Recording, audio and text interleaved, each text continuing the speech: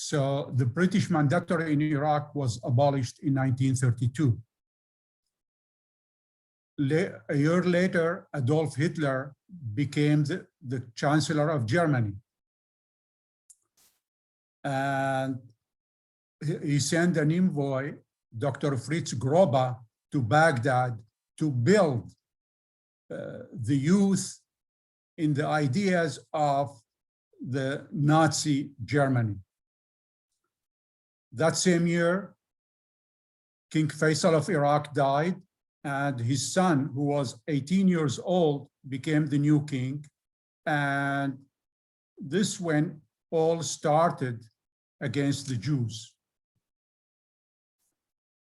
Nazi youth organizations were established in Iraq, and the worst is the Mufti of Jerusalem, Hajj Amin Al-Husseini, arrived to Iraq in 1936 to incite against the Jews. When I said Mufti, I mean a Muslim religious and legal authority who hands down rulings on everyday issues to Islam, according to his jurisdiction. Both the German envoy, Fritz Grobe, and the Mufti of Jerusalem planted the seeds of hatred for Jews among the Iraqis.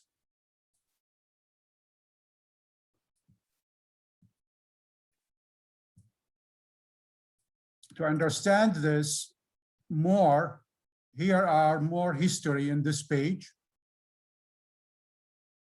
As you can see, envoys of Nazi Goebbels, he was a propagandist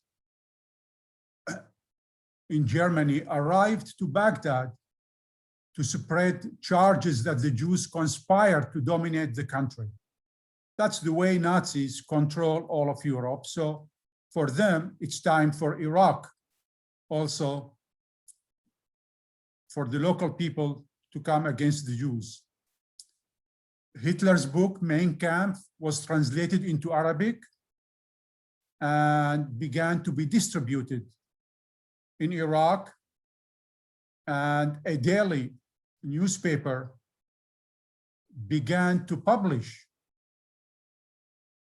paragraphs of it on a daily basis. Another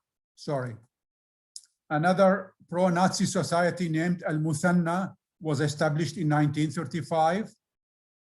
And at the same time, for 3 years in Palestine, there was an Arab revolt where several Jews were killed in Baghdad and other cities as a result of the Arab revolt in Palestine. And here it's interesting. Iraq was the first Arab country which openly supported armed Arab groups in Palestine with arms and manpower. Just to equate what's going on between Israel and Palestine these days, Iraq, also the first Arab country which started mass demonstration in Baghdad these days against Israel. As you can see from this, the Mufti of Jerusalem, Hajj Amin Al-Husseini, meets with Adolf Hitler.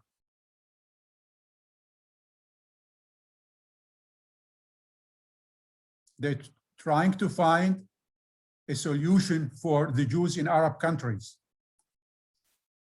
Here, according to publications at the time, Hajj Amin Al-Husseini salutes the German SS Army. I put exclamation mark, a question mark there. Personally, I am not sure that those are SS Army, probably other Eastern European country that was pro-Nazi. But I left it as is because the source says German SS Army. And here, Iraqi Minister of Interior and later on Prime Minister Rashid Ali al-Gailani meets Hitler also. So we saw the Mufti of Jerusalem and the Prime Minister of Iraq both met Hitler. What's the meaning of the Farhood? It refers in Arabic to the mass killing and looting carried out against part of the Jewish population in Baghdad on Chag HaShavuot. Here in the United States, they refer to Farhood as vandalism and killing. It happened on June 1st and 2nd, 1941, which was the first 2 days of the Chag. And it followed the British victory in the war against the local government that was pro-Nazi. And the British, of course, won in that war. And Rashid Ali, who had seized power during the Second World War, and with assistance of Nazi Germany and Fascist Italy, fled Iraq at the time after the revolution failed. These pictures of the Farhood published in Baghdad at the time, it's kind of, for me, it's strange the way it looks, but that's how it was published in Iraq.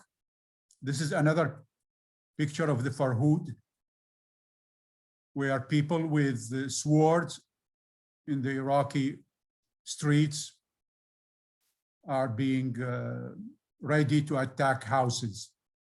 How many Jews were killed and affected during that period?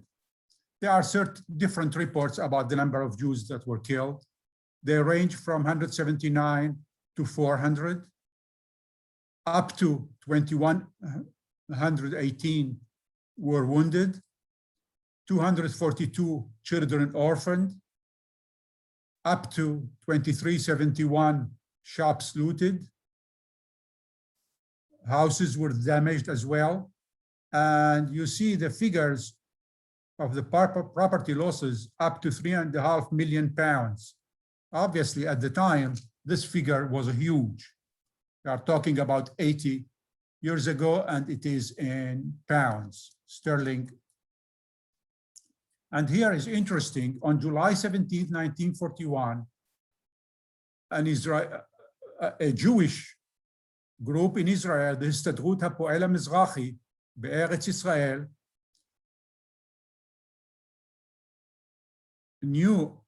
heard about the Farhood and wrote a report internally to their distribution in the land of Israel in 1941. This is a rough, translation of what was there. As you can see, I will read the last paragraph. On the eve of Shavuot, there was chaos in Iraq. Rashid's Ali government escaped and the British forces had not arrived. The executions orders were canceled by the temporary governors and an order was given to resume normal life. The Jews celebrated the holiday of the giving of the Torah and went to have their traditional travel out of Baghdad. Suddenly, rebel gangs attacked the Jews, and among the gang members, there were police officers that removed their police insignia. 90 people died, and there were many people injured among those who managed to escape. This is the continuation of the report. I will read the last paragraph. The national institutions in Israel are giving real aid to the Babylonian Jews who are waiting for salvation. Most of the Jews want to leave the land of blood. The Jewish agency asked the government to give some permissions to bring the youth to Israel. We asked also the American Jewry to provide urgent assistance. Here, Rashid Ali and Amin Al-Husseini in 1942, after the Farhood and after their escape from Iraq because they failed, they are commemoration for them, the killing of the Jews a year later. So both of them, here, Haj Amin al-Husseini, and here, the former Iraqi Prime Minister Rashid Ali, a year later in Germany, commemorating the event.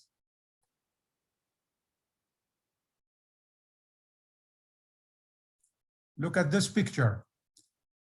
Also, a year later in 1942, where you can see here the Mufti of Jerusalem, Haj Amin al-Husseini, visits the Trebin concentration camp near Berlin.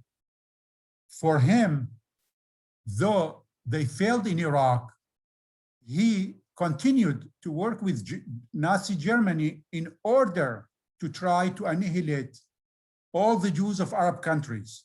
So for him, there is still work to be done and try to kill all the Jews in the Middle East and North Africa.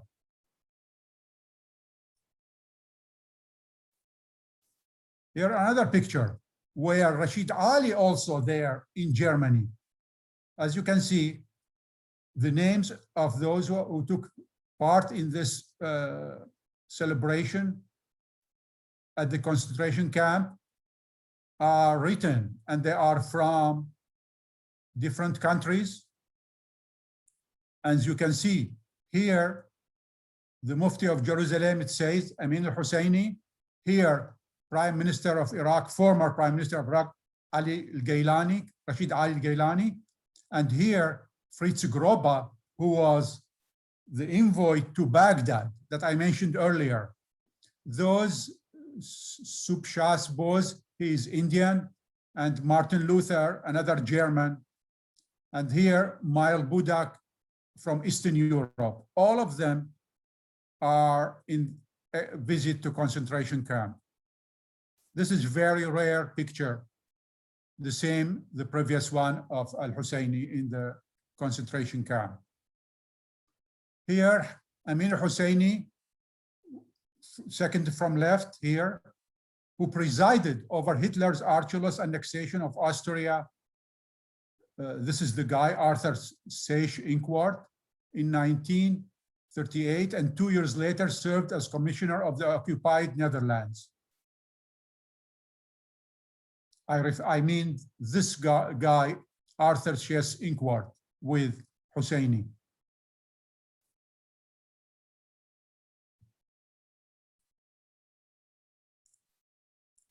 Look at this picture.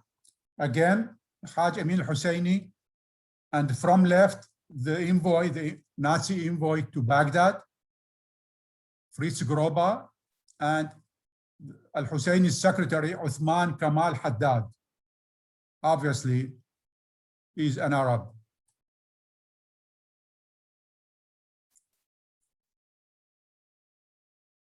This report is interesting. In 1961, Israel was trying Adolf Eichmann, one of the major organizers of the Holocaust.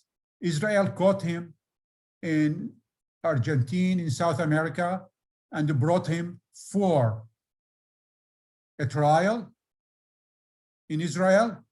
And he has here in the trial, the prosecutor, Gideon Hausner, who later on became a minister in the Israeli government, was a prosecutor at the time in 1961, was explaining cooperation of al-Husseini and Haj Amin al-Husseini and Iraqi Prime Minister, former Prime Minister Rashid Ali al-Gaylani in the trial of Adolf Eichmann. So this is from the report. I will just read few lines. Birds of a feather flock together. Our document is a joint letter of Haj Amin al-Husseini and Rashid al-Gaylani from Rome to the German Foreign Minister Joachim von Ribbentrop on April 1942. What they are writing here, to recognize the sovereignty and independence of the Arab countries of the Near East. Here they are saying, and to the liquidation, which means annihilation, the killing of the Jewish national home in Palestine, we have agreed that the text and the contents of this letter will be kept absolutely secret. That's what they wrote. until otherwise decided by mutual agreement. So here, Israel used this document as a way to condemn Adolf Eichmann, and signed Amin Al-Husseini and Rashid Ali Al-Gailani. Now, we were talking about 1941, but Iraq became republic in 1958, and there was no study done by Iraqis until then. For 17 years, Iraqis were silent about what took place. And here in 1958, study by the Iraqi historian Abdurrazzaq al-Hassani about the factors that contributed to the Farhood. What were the reasons? He wrote acts of incitement by the anti-Semitic German envoy in Baghdad, Dr. Fritz Groba, the activities of Hajj Amin al-Husseini and his retinue, who succeeded in influencing religious, educational, and military leaders, incitements by Syrian and Palestinian teachers who came to Baghdad to teach the Iraqis. So they incited the masses. Propaganda broadcast in Arabic from Berlin. False reports spread by the Iraqi radio about anti-Arab activities by Jews in Palestine, part of a propaganda campaign against the Jews. Several youth brigades such as Al-Fituwa, in Arabic mean youthfulness, and Kataib al-Shabab, which means youth battalions, which were taught Nazi philosophy by their instructors in Baghdad. So you can see the Iraqis eventually came up and revealed what took place among the Iraqi Muslims that caused the Farhood. Again, this was written by Iraqi historian Abdurrazzaq al-Hassani about the factors contributed to the Farhood in 1958. Now, following the Farhood, in 1941, a Zionist underground movement was established in Iraq. Jewish emissaries from the land of Palestine, land of Israel, Palestine, which was under the British mandate, came to Iraq. And we know Israel was established in 1948. And that was the beginning of the exit of Iraqi Jews. Of course, we know the establishment of Israel and the United Nations partition plan for Palestine. We know, following the Israeli Declaration of Independence, a combined invasion by Egypt, Jordan, and Syria, together with forces from Iraq, entered a war with Israel.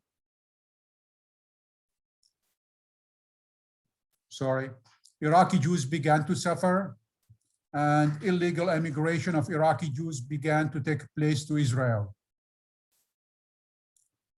Immigration of Jews from end of World War I to the land of Israel and then Israel. How many took place? As you can see, between 1919 and 1925, 171, then until 31, 3,292, until 38, 2930, 39 to 45, 1532. As you can see, the least number was 46 to 48, 65, because Jews had difficulty leaving Iraq illegally. Illegal immigration, 48, 1950, about 25,000 Jews were able to escape Iraq. And in the mass immigration, 50-51, 107,000. About 8,000 Jews stayed in Iraq after 1951, within the time they left the country. Today, only 3 Jews remained in Iraq, only 3. Hard to believe.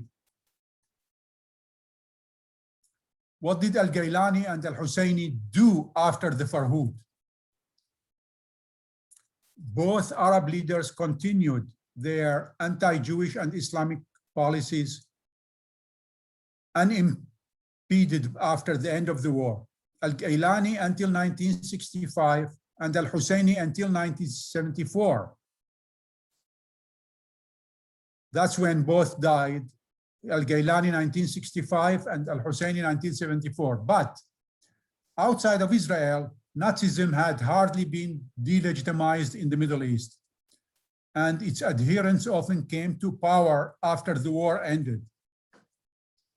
Rashid Ali al-Gaylani staged a coup in Baghdad but failed.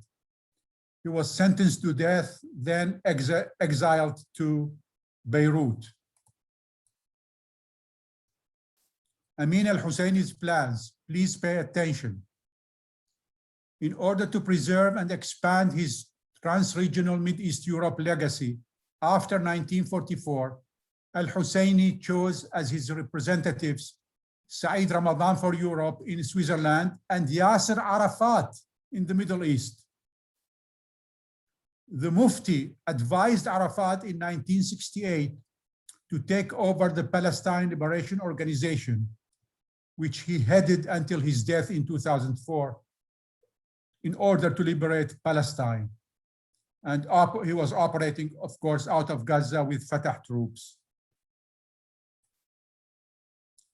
This is the story of the Shavuot. Thank you all very much. Chag Sameach. And I guess those of you who are at the synagogue should go to the services now.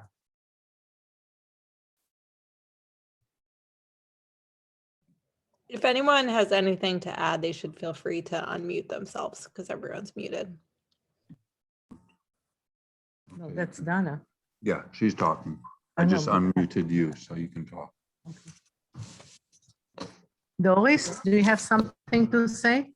If anybody has a question, I mean, I can answer, but the main thing is we wanted really to remember all those kills. I said between 179 to 400. The minimum known is 179. And the maximum 400, up to 2,300 were injured. Women were raped. People were pulled from buses, autobus, and were slaughtered in the street. So this lasted for a day following the collapse of the government. And our generation has to remember their memory. And we thought, because it happened on Chag HaShavuot, we commemorated on the eve of Chag HaShavuot.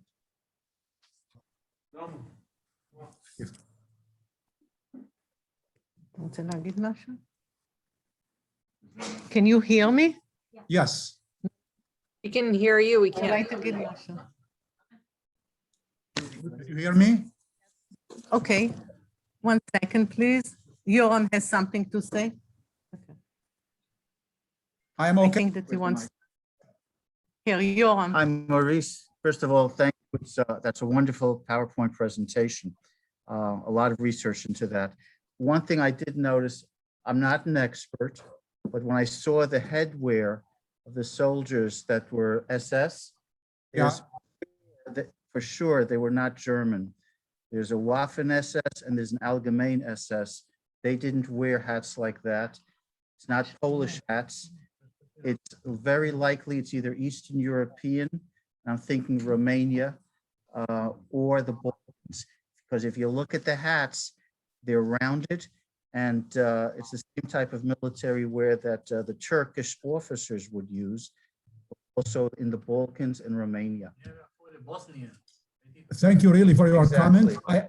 I had the same feeling, and because I took it from a source, and I am not an expert as well, I had to refer the way the sources said, though I wasn't believed in that explanation, and that's why I put a question mark around the, the title, because I agree with you. It's one of Eastern European pro-Nazi groups. You are right. Maurice? Yes, Dora. Hi. First of all, thank you for your presentation. Pleasure to Sure. see you. My husband Fred used to talk about this because he was about 5 or 6 years old at that time. Wow. He said he remembers his father making a bunch of Molotov cocktails. Remember, they used to fish with that stuff? They'd throw it in the river and the fish would come up and they'd catch the fish. So his father making Molotov cocktails, going up on the roof of his home, ready to attack whatever's coming, and then eventually got into a car and went around Baghdad trying to save this life and that life. So he was very vocal about that time. He remembered it so well. So, Oh, very interesting comment. Ah, this is history, really. yeah, And, as you said, you know, there were Jews tried to resist the attack on their houses Right. by even burning, you know, rags and throwing them on the attackers. right, And from the other side, there were Muslims who protected Jews. absolutely. My mother told me that one of their neighbors by the name of Salman Barak, when my grandmother approached him to the family because they marked the houses for the attack, he agreed and he brought his own guards to protect The them, people, yeah, protect my mother's family. Yeah. So when the attackers came in, one of the neighbors, Muslim neighbors, told them this family moved to that house. So when they came to the house to attack of that Muslim, Salman Barak, because he had guards in the house, the attackers were threatened by the guards. I don't know what kind of weapons or so. So they escaped. So there were Muslims that protected Jews, and it's important to mention this. absolutely. Thank you. Thank you for the comment. One more, Maurice. Maurice, this is Yeah. Jack Shikarchi. How are you? Good. How are you, Jack? Thank you. Thank you. I want to ask you, were some neighborhoods, some Jewish neighborhoods, did they get hit or more than other neighborhoods? Or was it indiscriminate? All the neighborhoods in Baghdad were, you know, got affected the same way? No, just certain neighborhoods were attacked.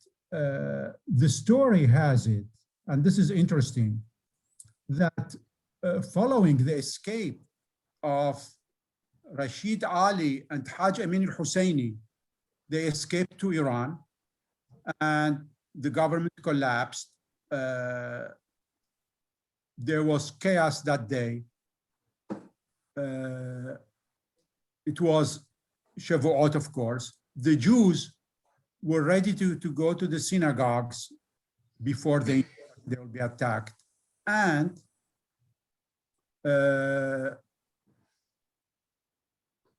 the crown prince of Iraq, who had escaped previously with the prime minister, his name was Abdul-Ilah, and the prime minister, Nouri Said, decided to come back that same day to Iraq. When they came back, those who attacked the Jews thought that the Jews are happy that the king, you know, Abdul-Ilah, not the king, the Prince Abdul-Ilah and the prime minister came, that the Jews are happy that they came to Iraq. And so they attacked them because they were wearing clothes for the holidays and so on. My father told us at the time, when he was alive, that he was on his way to a synagogue, and when he saw the attackers attacking certain Jewish areas, he turned back and didn't go to his house. He went about an hour walking to his uncle's house. And because there were no telephones there, he couldn't notify his family that he's hiding at his uncle's house. So he stayed there for a few days, and that house was never attacked, and then came back to his family. And his family didn't know that he survived because there was no touch. So not all the Jewish neighborhoods were attacked, just certain of them. But a lot of people don't know, in the governorate of Diwania in southern Iraq, the pro-Nazi regime in Iraq at the time of Rashid Ali put the Jews in one area in order to emulate concentration camps, what happened in Europe. But they failed, of course, following the return of the Crown Prince and the Prime Minister. Any other question? Yeah. Maurice, in Basra, there was no problem, only in Baghdad? In Basra, stores were looted, Jewish stores were looted, and from what I read, only one Jew was killed. There was another Jew in a town called Ash-Shamiyah, very well-known Jew. His name was Mnashi Khlaschi, whose son stayed in Iraq until the 70s, Maurice Khlaschi. He now lives in London. So Maurice Khlaschi's father, Mnashi Khlaschi, was killed also in Shamiyah. In other cities of Iraq, one killed here, one killed there, 10 were killed in northern Iraq. So there were few Jews who were killed, but the majority were in Baghdad.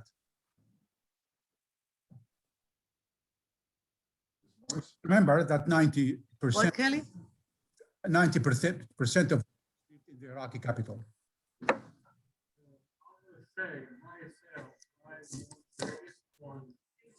One second, I'm sorry. Maurice, can you hear? Come here and say it. Yeah, I can hear you. You can hear him. You can hear him.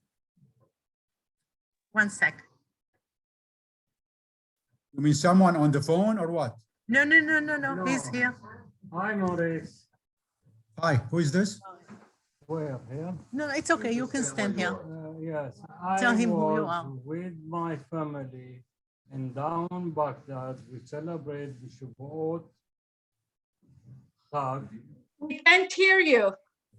My father, he heard, I don't know how, that there is a problem outside. So somebody advised us to leave and go to our home. Our home was in the Batawin, which is far away from the downtown, about maybe 20 miles. But it is in Baghdad. We took the Arabana, how they call it at that time. We were all wearing white clothing, and in the middle, it was in the Arabana.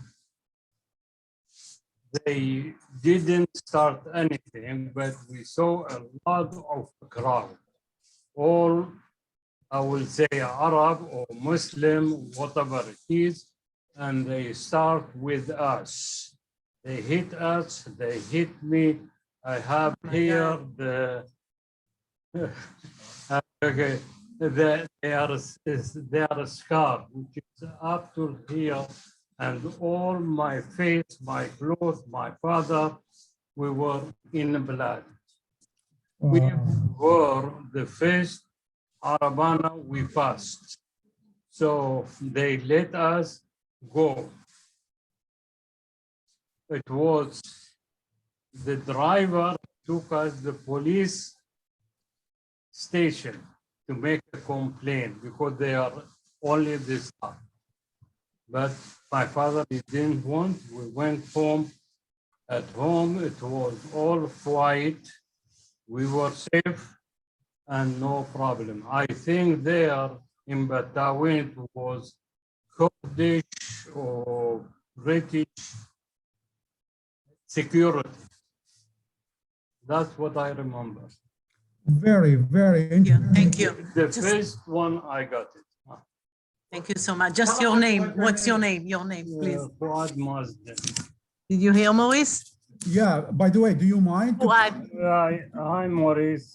Hi, do you mind? to Thank put you the screen for on? the presentation. Thank you. Give me back. Sure. Maurice. You get him back his memories. He wants to talk to you, Kelly. Hi, Maurice. He has a question to ask you. Dora, I cannot hear you because you are muted. He's talking. Dora, you are muted if you want to talk. Ruti, can you put the video? Ruti, can you put the video? Yeah, so I'm we going can to see try to everyone? put the video. Yeah, try to put the video. Where is the video? Yeah. I just wanted your email. Where is it? Who's this? Morris, Dora wants your email. I want your email. My email? Yeah. Yes. Okay. I'm I'll gonna activate the. go through chat. Yeah, okay, good. Okay, you can come here. Don't pull the wires. Just gonna disconnect. You can come just here. Be careful with the wires. Yeah, here. Yeah, Okay. You have to help me with my hearing. It is not so great. Okay, Maurice. There you go. Yeah. Good to see you. You are one of a few people who can really talk about that period, because the majority of us just know about the Farhood from reading and from hearing our parents. I am glad you have your memory from that period that you were able to share with us. And, Yeah. you were safe and got out of the mess of that period. What's the question? no, there's no question. You have another question? No, I don't have Okay. any question. I remember everything is still here. Okay. Yeah. Anything very else you much. want to ask me about that period?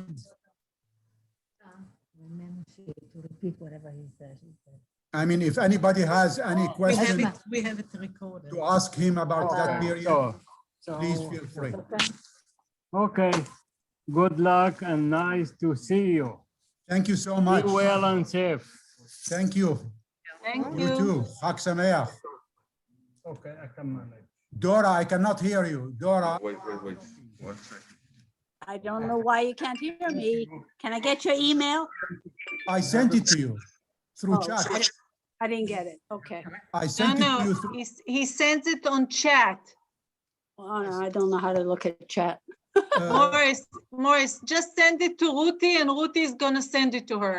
Thank Ruti you. has my email. Okay, I'll get it from Ruthie. Okay. Anyway, everything here is recorded. Dana is recording everything. So we have everything recorded, whatever Maurice was saying and whatever Fuad was saying, everything is recorded. Okay. Maurice Shohet David Shohet. So Ruti, can you send the recording to everybody? I'm going to send it to the, to the Sisterhood of Congregation Bene Naharayim. Okay, very good. Come from here. Yeah? Can you see me, Orna? Yeah, I see you. Okay, so now David. David has also. Hi, Maurice. Hi, David. Chag Sameach. Chag Sameach. Thank you. This story didn't happen to me, it happened to my father. Okay. And if we take from the period of 41 to 1948, and then to 51. It started, well, I don't know if everybody's aware. My father cannot hear you. worked Cannot for hear the you. Iraqi railways that the British control. And they had a General Smith who ran the Iraqi railways, but a figurehead. because he didn't know anything about anything. My father was next. And some people here, probably your parents, were employed by my father. He got them in, he got so many Jews into the Iraqi railways, correct? Okay. Your father was the head of the railroad, number 2. Yeah, right. As a matter of fact, I know for sure, Said Hardoon, what's his name, his wife's name? Vita's father was one of the people he employed. Remember the guy, he used to be here and he wrote a book about escaping from Iraq, Fethi. His father also was in the Iraqi railways. Anyway, being that the Iraqi railways was a British concern, when the Rashid Ali started, they arrested my father. So he went to jail at that time. And as soon as he got in jail, you know, with all the killers and, you know, this is not like a jail in this country. A guy comes running to him and he said, Shohet, Shohet. And my father thought, this is it. This is the end. And it turns out the guy said to him, do you remember me? He said, no, I don't. And he said, I was your gardener. And he went to all his the killers. Nobody touches this man.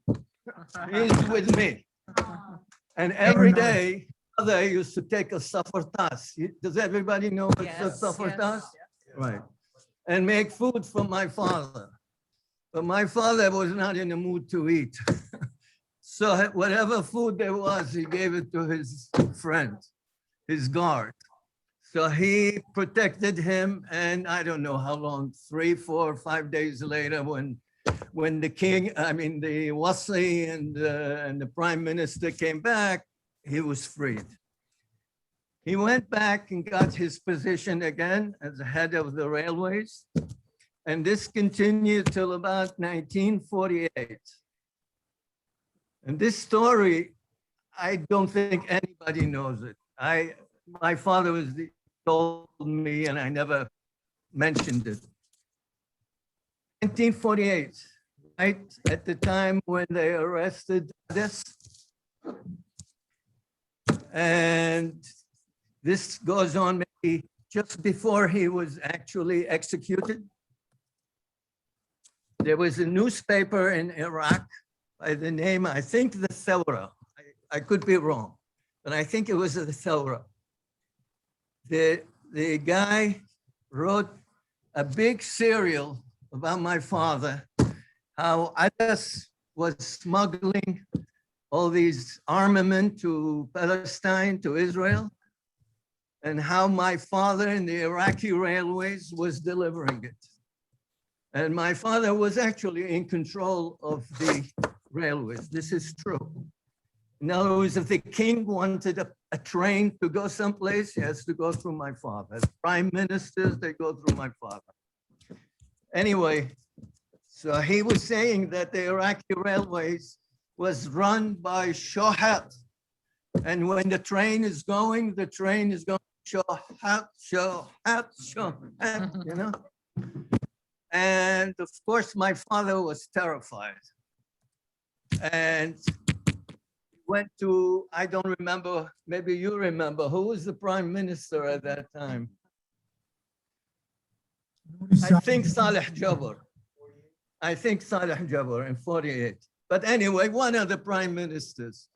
And he said, Allah save me. And he said to him, I can't even save myself. I can't do anything for you. But I will do one thing. I will stop that newspaper. And they shut it off. So the serial, the newspaper, the article never saw day of light. A week later, he got so terrified, he got pneumonia. And that pneumonia saved his life because he was a government worker. And being that he was sick, he got a medical leave and he was able to leave the country. From 48, he stayed out till 51 when he came back.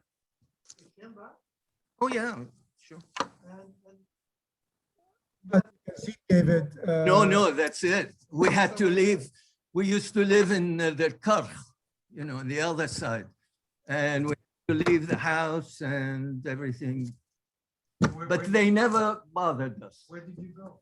Where did you We moved from the Karch to where everybody else was living, I think Batawin. when did your father leave Iraq? He left later on. He left, well, that time when he came back, it was 51. I think he stayed till, let's see, I was in Vietnam at the time. In 65, I think.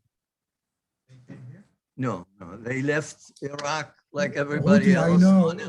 I know you have Jamal or services. I don't want to take more time. Yes. Services. What, Maurice? I'm sorry. I said, if you have services, Yes. you don't want to take more time from, your special event tonight. Okay, so. Thank you very much, Maurice. Maurice, Thank you. yeah, it's like, I just want to thank you, Maurice, from Congregation Bene Naharayim. And Kelly, thank you for connecting us. And of course, Dana, thank you for having the Zoom with us. And thank you. Absolutely. Thank everybody here. I really want to Thank thank you, you, Maurice. everybody, for coming Thank and you. being on Chag Zoom. Sameach. And Chag Chag Sameach. Sameach, everybody. And Shlomo. אני יכול להגיד לו פה. חג שמח. Chag Sameach. חג שמח. Thank you so much. And everything is recorded. Thank you. All right, very good. Send it. Yeah, we are going to send We're it. going to get a call from the FBI tomorrow. Yeah, we are going to send it via, with Congregation Bene Naharayim Sisterhood. Huh? Oh, you recorded everything? Uh-huh. All right, everybody. Chag Sameach. Have a good חג one. שמח, אורנה. חג שמח. Bye. Thank you. Thank you, חג everyone. שמח. Bye-bye. Bye, bye, Freddie. Bye, everybody.